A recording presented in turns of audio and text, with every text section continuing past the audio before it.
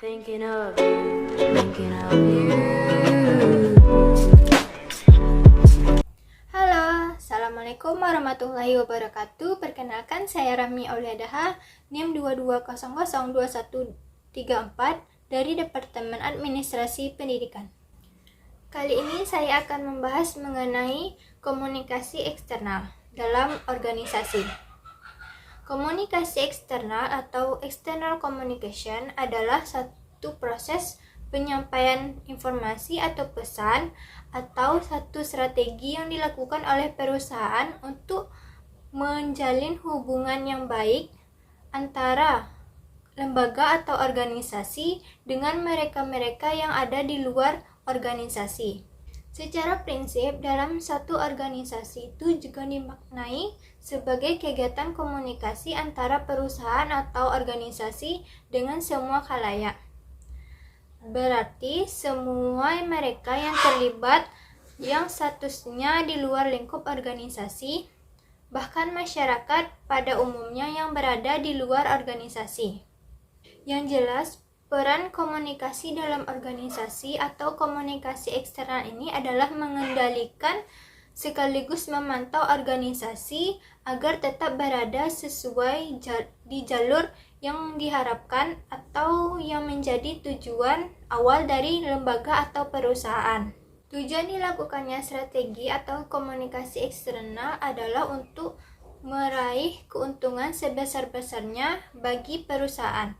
Selain itu, strategi komunikasi eksternal ini, perusahaan tahu lembaga atau organisasi sebenarnya juga akan mendapat berbagai macam feedback yang akan membantu lembaga atau perusahaan kita untuk berkembang lebih baik ke depannya.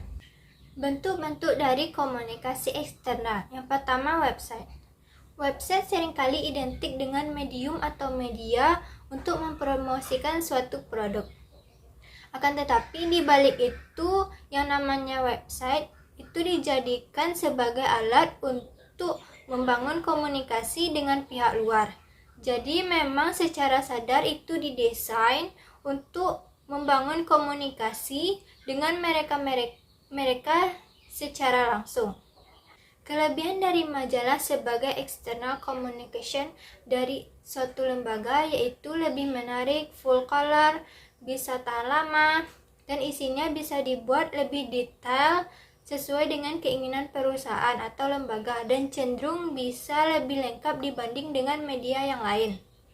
Namun kekurangannya adalah organisasi atau perusahaan memang dituntut untuk memiliki budget lebih besar untuk mencetak majalah secara berkala.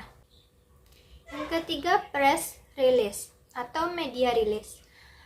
Press release ini dimuat dalam majalah, namun majalah tidak selalu memuat press release.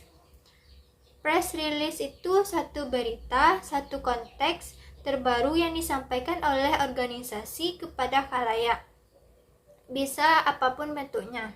Dapat dipublish melalui televisi, melalui radio, media cetak, termasuk majalah, media online, dan lain sebagainya. Selain berita, dapat pula berisi informasi tentang organisasi yang memang belum banyak diketahui oleh publik. Dan biasanya press release ini hanya fokus pada satu berita penting sehingga berita dalam press release lebih mudah untuk diingat oleh para klien atau publik. Yang keempat, brosur. Brosur barangkali juga merupakan satu pilihan dari komunikasi eksternal. Brosur sifatnya sederhana dan tujuannya menjadi sangat jelas, lebih simpel dari yang lain, dan isi dari brosur biasanya langsung menjurus ke satu titik masalah sehingga khalayak dapat memahami isi secara umum dalam sekali baca. Dan brosur biasanya dibagikan di tempat-tempat umum yang dapat menjangkau masyarakat banyak. Tapi kekurangannya adalah gampang dilupakan dan gampang dibuang oleh mereka-mereka yang sudah membaca atau menerima dari brosur tersebut. Kalau poster hasilnya mungkin lebih maksimal dibandingkan brosur, maka dibutuhkan kemampuan untuk membuat poster yang menarik, yang mampu mengundang khalayak untuk memahami maksud dari isi poster tersebut. Ada beberapa jenis lain dari komunikasi eksternal yang bisa dimanfaatkan oleh Anda sebagai penanggung jawab atau pimpinan lembaga atau perusahaan, seperti konferensi pers. Konferensi pers itu di mana narasumber mengundang wartawan atau jurnalis untuk mengumumkan satu hal penting. Tujuan dari konferensi pers ini adalah untuk memberikan kepastian mengenai sesuatu agar menjadi jelas bagi orang lain. Dan biasanya konferensi pers ini dimulai dengan pernyataan dari narasumber yang sudah ditentukan, yang dipilih oleh lembaga atau perusahaan, dan kemudian dilanjutkan dengan sesi tanya jawab. Dan organisasi menggunakan konferensi pers biasanya untuk mempromosikan produk terbarunya. Ini juga menjadi salah satu pilihan dan bermanfaat untuk semua pihak, baik narasumber maupun jurnalis, sehingga perlu adanya kerjasama yang baik antara jurnalis atau media-media tempat ruang kita memanfaatkan berita-berita untuk dirilis. Bentuk lain dari komunikasi eksternal yang kadang-kadang tidak kita duga, misalnya bakti sosial. Bakti sosial juga merupakan bagian dari komunikasi eksternal yang kita bangun dengan masyarakat di sekitar perusahaan berada. Kemudian misalnya pameran. Pameran adalah bentuk dari komunikasi eksternal yang kita lakukan secara tidak langsung untuk mempublish, memperkenalkan barang-barang, produk atau segala sesuatu yang ada di perusahaan untuk dikenali, untuk disentuh dan dirasakan oleh masyarakat atau khalayak di luar organisasi. Kemudian live event. Nah, live event ini tentu saja program yang sudah kita desain dalam rangka menyampaikan informasi tertentu terkait dengan produk, tentang perusahaan, tentang ihwal apapun yang ingin kita perkenalkan kepada khalayak.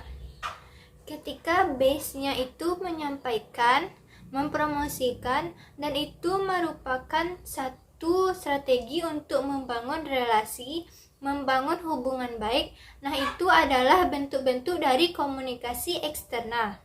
Nah, ada alasan yang bisa menguntungkan perusahaan atau lembaga kenapa komunikasi eksternal itu dilakukan. Ada dua alasan.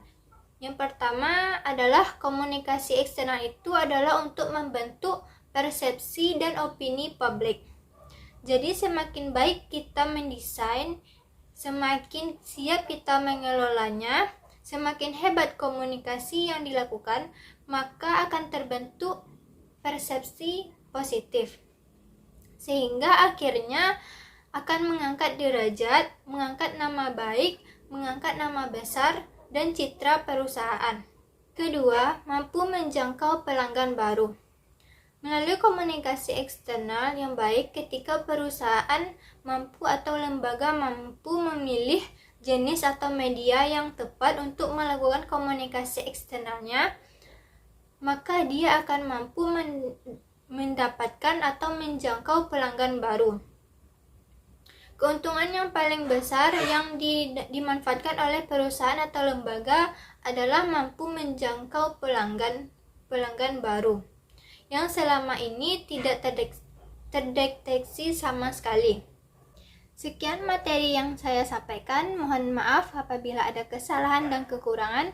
Saya akhiri. Wassalamualaikum warahmatullahi wabarakatuh. Bye bye.